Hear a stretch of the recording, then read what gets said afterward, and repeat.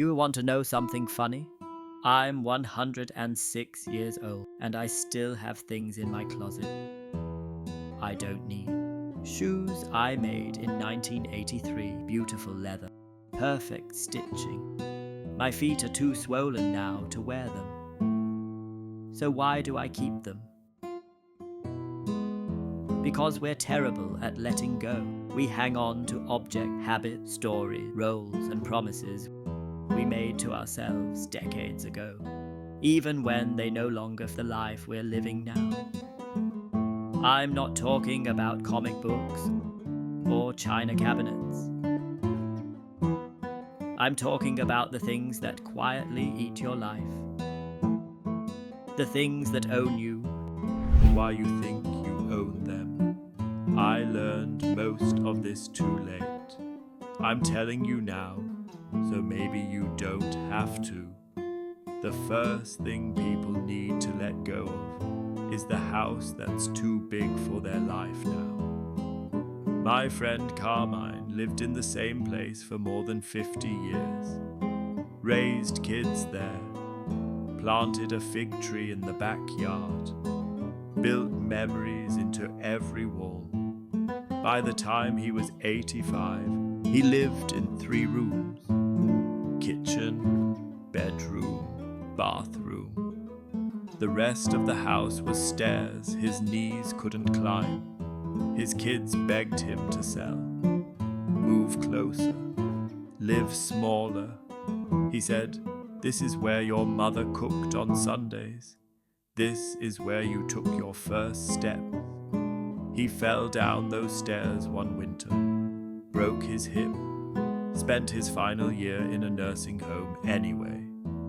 The house sat empty, eating money, sold after he died.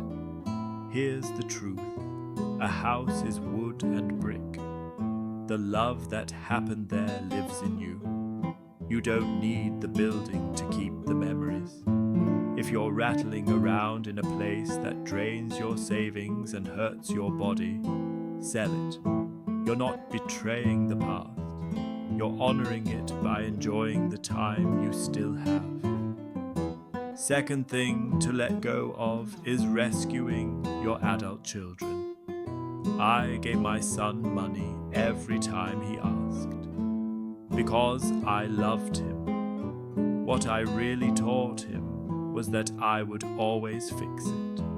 It wasn't until my wife Gloria told me the truth. She said, "You're not helping him. You're crippling him." I stopped. He was angry. Then he figured it out. Years later, he thanked me. Your children have decades to build their lives. You don't. There are loans for houses and cars. There are no loans for retirement. Third thing is expensive toys you barely use. Boats, RVs, workshops full of tools that haven't touched wood in 10 years. A friend sold his boat and told me. I didn't realize how heavy it was until it was gone. Everything you own takes a piece of your attention. And in retirement, your attention is precious. Fourth thing is the second car that never moves. I watched neighbors sell a car that sat so long, birds nested in it. They used the money to travel together. Would you rather have metal in your driveway or a memory you carry to the end? Fifth thing, and this one stings, is your work identity. When I retired, I was lost.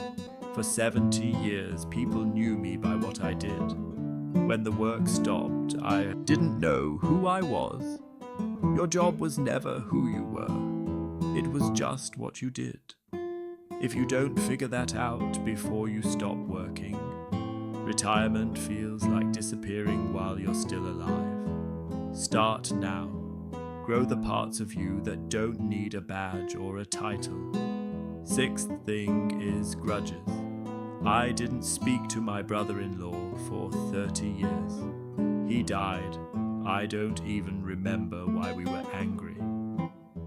That grudge costs me time, relationships, peace. Ask yourself today, is this worth carrying to the end of my life? Because that's what it costs. Seventh thing is fear of what people think. I married Gloria when I was 72. People talked. Some family vanished. I held her hand and kept walking. Most people aren't thinking about you. They're thinking about themselves. Stop performing for an audience that isn't watching. Live your life. Love who you love. Wear the strange shirt. Take the class. Dance badly. Eighth thing is the need to control everything. You can give advice. You can't live someone else's life. The tighter you grip, the more slips through your fingers. Let people fall. That's how humans learn to stand. Ninth thing is perfectionism. I made shoes for 60 years. Some had tiny flaws that haunted me for decades. No one else ever noticed. Done is better than perfect. Progress beats polish. Perfection is just fear wearing nice clothes. And the last thing, this is the biggest one. Sell your someday. Someday I'll travel. Someday I'll call. Someday I'll start. Someday is a thief. It steals your life while promising to give it back later. Someday isn't on the calendar. It doesn't exist. Only this moment does. I've buried people I loved. The only regret worse than mistakes is waiting. So here's the truth from someone near the end. Sell the house that weighs you down. Sell the need to rescue. Sell the toys, the extra car, the title, the grudges, the fear, the control, the perfectionism. And sell someday, because time is the one thing you never get back. Make the call, say the words, book the trip. Not someday, now. Take a breath for a second. Look at where you are right now. Not where you were. Not where you think you should be. Right here. If anything I said today touched you, don't keep it to yourself. Pass it to someone who's tired, who keeps saying someday. And then ask yourself one quiet question. What would I change if I stopped waiting? What would I do if I treated today like it actually mattered? Because it does. Time isn't waiting.